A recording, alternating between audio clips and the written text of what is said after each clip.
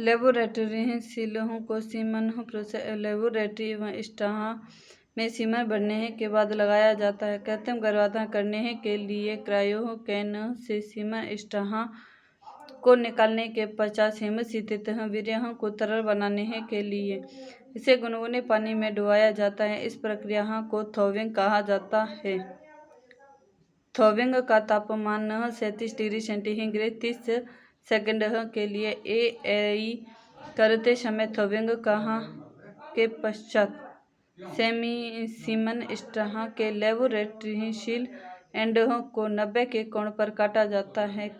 में कृत्रिम गर्भाधान रेक्टोवेजाइनल मेथड से किया जाता है, जिसमें लेफ्ट हैंड को रेक्टम के रास्ते प्रवेश कराया जाता है ताकि ही सर्वाइकल की स्थिति का पता किया जा सके है, तथा राइट हैंड से लोड गन को 45 के कोण पर योनि के मार्ग में प्रवेश कराया जाता है। फ्रेंच मिडी 50, फ्रेंच मिनी 25, जर्मन स्टाहा का आयतन 0.25 ml होता है।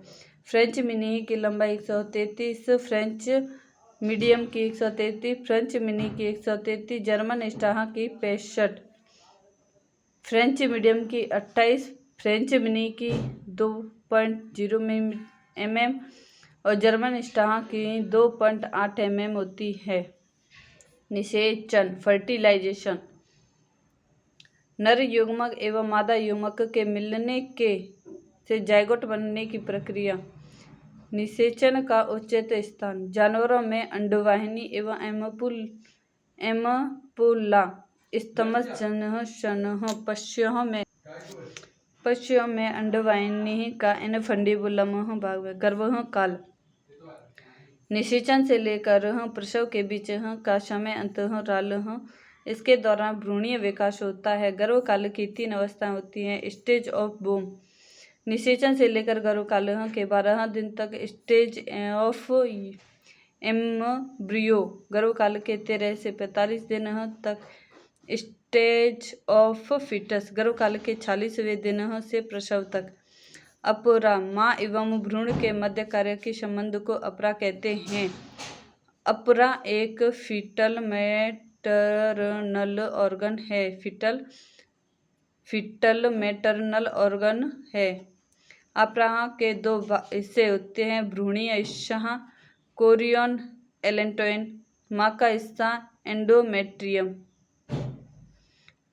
सभी पालतू जानवरों में प्लेसेंटा के निर्माण में भ्रूण के कोरियन एवं एलेंटोइन शामिल होते हैं, अतः इसे कोरियो एलेंटोइस प्लेसेंटा कहा जाता है। भ्रूणीय झिल्लियां एमनियन, एलेंटोइन, कोरियन, योक। अपराह के कार्य हार्मोन का स्राव अपराह से अल्प मात्रा में प्रोकैरियोटिक प्रोजेस्टेरोन, एस्ट्रोजन एवं रिलैक्सेशन हार्मोन का स्राव होता है, अतः अपराह एक अस्थायी अंतःस्रावी ग्रंथि है। अपराह के प्रकार अपराह के प्रकार उत्पत्ति के आधार पर अपराह के प्रकार यॉक सेक प्लेसेंटा कंगारू में, एलेंटोनिक प्लेसेंटा या कोरियन एलेंटोइनिक सभी पालतू जानवरों में, कोरियोनिक प्लेसेंटा कोरियोनिक मानव में। कोरियोनिक सभी प्रकार के अपराह के निर्माण में भाग लेती है, जबकि एमनियन किसी भी प्रकार के अपराह के निर्माण में भाग नहीं लेती। प्रसव के समय मां के ऊतकों की हानि के आधार पर डिसिचुरेट प्लेसेंटा, प्लेसेंटा वेना या ट्रू प्लेसेंटा भी कहते हैं। ट्रू प्लेसेंटा इस प्रकार के अपराह में भ्रूण की कोरियोनिक विल्ली गर्भाशय के एंडोमेट्रियम में गहराई में धसी रहती है, अतः प्रसव के समय मां के ऊतकों की हानि होती है एवं रक्तस्राव होता है।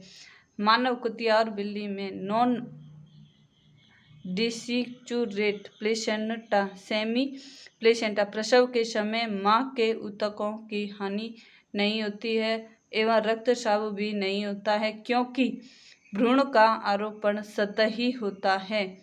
रुमंती जानवर घोड़ा, ऊँटनी और सुअरी। VILLI विल्ली के कोरियोनिक परिवितरण के आधार पर डिफ्यूज्ड प्लेसेंटा विल्ली कोरियन के पूर्ण सतह पर समान रूप से बिखरे हुए रहते हैं। घोड़ी, सुअरी और ऊँटनी। कोटिलिडनरी प्लेसेंटा रुमंथी जानवरों में पाया। जोनेरी प्रकार का प्लेसेंटा कुतिया और बिल्ली में पाया जाता है। डिस्कोइड प्लेसेंटा मानव में पाया।